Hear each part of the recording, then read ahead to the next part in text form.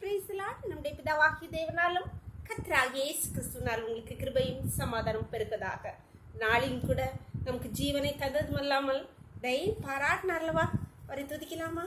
ஆயிரம் ஆயிரம் நன்மை, ஆயிரம் ஆயிரம் நன்மைகள் அனுதினம் என்னை சூழ்ந்திட, கிருபையும் இரக்கம் அன்பும் கொண்டீரே.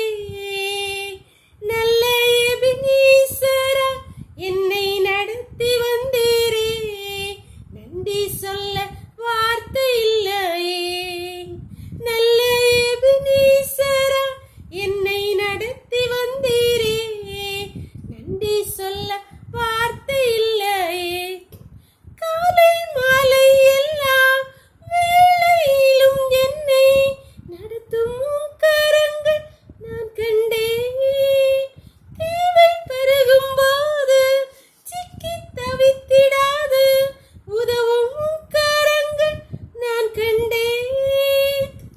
எல்லா நேரத்திலும் என்னை வீழாமல் காக்கும் அன்பின் நல்ல கர்த்தரே. ஆயிரம் ஆயிரம் நன்மைகள் அனுதினம் என்னை சூழ்ந்திட, கிருபையும் இரக்கம் அன்பும் கொண்டீரே. நல்ல எபினேசரா என்னை நடத்தி வந்தீரே, நன்றி சொல்ல வார்த்தை இல்லையே. நல்ல எபினேசரா என்னை நடத்தி வந்தீரே, நன்றி சொல்ல வார்த்தை இல்லையே. வேத பகுதி வாசிக்கலாமா? உபாகமம் 10வது அதிகாரம் வசனங்கள் 12, 13.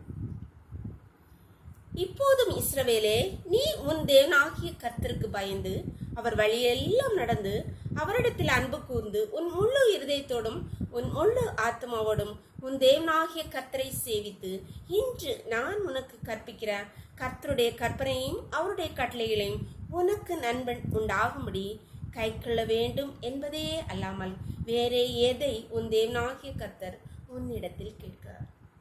இங்கே கர்த்தர் மோசையை கொண்டு சொல்லுகிறார்.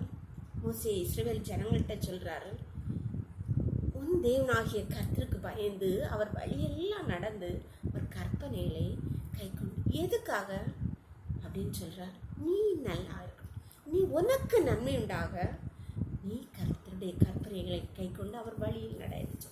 அன்பானவர்களே, நம்முடைய எல்லாருக்கும் ஆசை நம்முடைய வாழ்க்கையிலே, நம்முடைய பிள்ளைகள் வாழ்க்கையிலே, குடும்ப வாழ்க்கையிலே நன்மை மட்டும் நடக்கும். கஷ்டங்கள், பலவீனங்கள், பாடுகள் வரும்போது நாம் சோர்ந்து போகிறோம். ஆனால் நம்முடைய வாழ்க்கை எப்படி இருக்கிறது? நாம் கர்த்தருக்கு பயந்து அவர் வழியில் தான் நடக்கிறோமா என்பதை நான் நினைப்பதே இல்லை.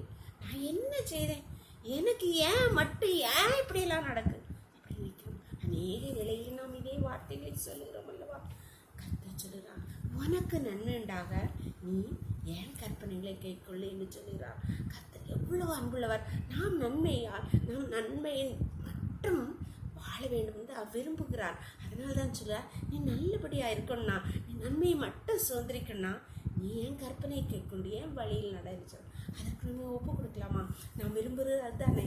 அவர் ஒன்று தான் சொல்கிறார், நான் வேற என்னத்தை அவன்கிட்ட கேட்கன்னு சொல்லுறார். அன்பானவர்களே, நம்ம அவரிடத்துக்கு ஒப்புடும். அவருடைய கற்பனைகளுக்கு அவருடைய வழியில் பயந்து நடக்கும்போது கர்த்தர் நம்முடைய வாழ்க்கையிலே, நம்முடைய பிள்ளைகளுடைய வாழ்க்கை, குடும்ப வாழ்க்கையிலே நன்மையை கட்டளையிடுவார். ஜெபம் பண்ணலாமா? எங்களை நேசிக்கிறீங்களா அன்பின் தகப்பனே, தர்மியான நாளுக்காக கொடா கூடி நன்றியப்பா. இந்த நாளையும் காலை முதல் இம்மட்டும் உங்களுடைய தயவுள்ள கரம், உங்கள் கிருபை இவரை தாங்கினதேப்பா. இப்பொழுது மடியாளோடு இணைந்து இருக்கிற ஒவ்வொரு பிள்ளைகளும் கருத்திலே தெரியணும்ப்பா.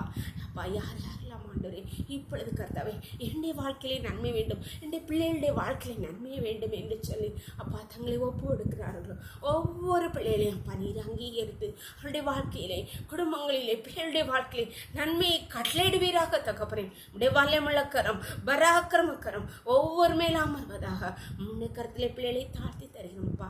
தினக்களை மூடி மறைச்சுக்கோங்க.